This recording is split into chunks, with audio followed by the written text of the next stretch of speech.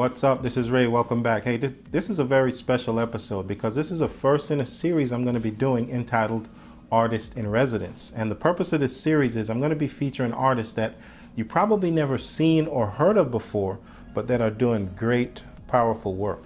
And before I say anything, this episode is actually kind of brought to you by Lomography. When I told them what I wanted to do, they were kind enough to send some Lomography color negative 800 film for us to test with this article and with this artist. And we're going to be talking more about that later. But the artist we're going to be looking at, his name is Tracey. He's an artist based out of New York. And the way I stumbled upon him, I was looking for specific film images on Instagram. And when I scrolled through and I got to his first images, I froze. I stopped because he's shooting medium format film like me. And if you know, medium format has a specific look to it. The shallow depth of field, the high detail, just the beautiful aesthetic of it. And what I noticed was he was maximizing, he was exploiting all of those qualities in the camera in his images. And that's something that a lot of photographers can't do. So if you want to see what medium format looks like in the capable hands of a great photographer, his portfolio is a good one to scroll through. But yeah, so if you're interested in meeting artists that are maybe flying under your radar but still doing great work, stick around for this series. But before we get into it, I want you to meet the artist himself, Tracey. So I introduce you to Tracey. Go ahead. Greetings, everyone. Yes, I'm Jolly Tracy, and I'm just happy to be here. I'm sorry I couldn't be on video, but I really couldn't find a way to record a decent video with good audio. I think I remember you telling me that you saw an image that was shot on film and it was so beautiful and you realized the characteristic of it was probably something you couldn't necessarily get on digital. So I guess what I'm asking is tell us about what kind of prompted you to take the leap into film and all of that, and what benefits do you see with the film, or differences do you see with the film over digital? Because you probably still shoot them both sometimes. Initially, I actually started off film photography, shooting solely street. As I said before, the guy that I found on Instagram, he was a street photographer. I also did street photography on digital, but mostly focused on portraits. And my thing with street photography was I didn't really like to edit them as how I enjoyed editing portraits on digital. So when I went to film, I went into film solely just to shoot street photography and getting a mood and how would I say, a specific color palette without editing. Over time though, because I've always been shooting portraits through digital, just continuing doing portraits shoots on digital, I always ended up bringing my film camera. So just naturally, I ended up starting shooting more people on film. Hey, I know you mentioned that you develop your own film, and I do it myself, and it was a real learning process. But once I learned how to do it, I realized I kind of don't need labs. What's the point? Sometimes I think my development and scans are better than what my lab was doing.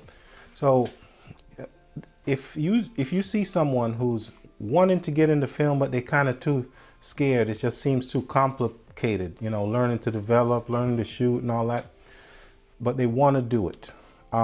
What advice, from your experience, what advice would you give to someone about getting into it? Do you suggest they try it, or would you maybe tell them the hurdles of it so that they could choose? Do you think everyone should also be shooting film? All right, yes, definitely understand the technicalities and being fearful of starting to develop your own film. Um, my I didn't really find it hard.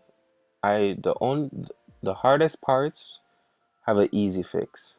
So for color developing, you have to make sure your temperatures are correct.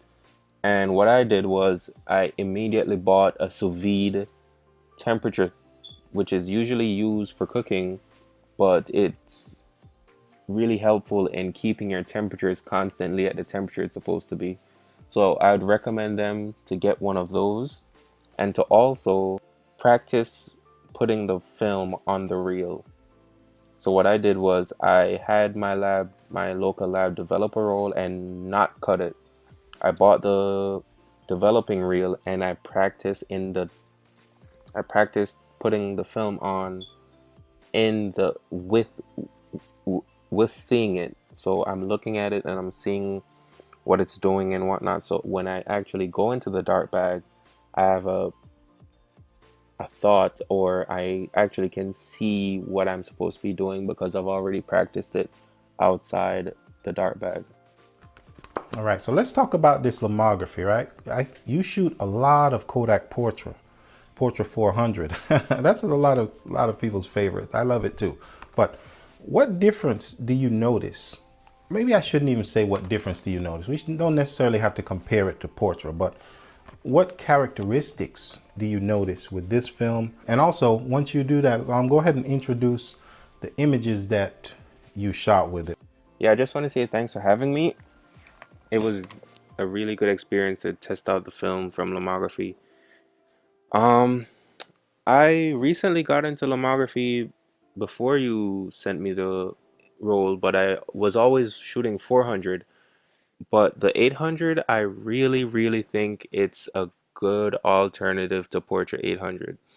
The colors come out great. It's easy to scan. Lomography overall has just been a really good brand, and their film stocks really hold up for being such at a low cost. So I definitely recommend it, and for all who's watching, give it a try. Lomo 800 is a great film for daytime, especially nighttime, because it's such a high speed. So yeah, thanks for having me again, and if you like to check my work out, my Instagram is at Jolly Tracey Film. Thank you. Hey man, so I want to thank you for being on. Really, man, there's unlimited photographers out there. But you're the first one I asked because when I saw your work, it just clicked in my brain, man. Something clicked, and when that happens, you just want to act on it, right? So yeah, man, and I also appreciate you taking the time to out of your day to shoot this, to sit down and film it, and especially to shoot the film and develop it. It takes time to do that stuff and effort and creativity. But we also don't want to forget to thank Lomography. We want to thank Bridget and Charlotte with Lomography for helping provide this film for the episode. So what I'll do is I'll put a link to their website and also to the Amazon store where you can get some of this 800 color film that you saw displayed here. Until our next episode of Artists in Residence, you guys feel free to leave any comments. If you have any ideas, leave them below. And hey, no matter who you watch, no matter who you look at, which artists you follow for inspiration or just for the beauty of their work. Until next time, as always, keep it real.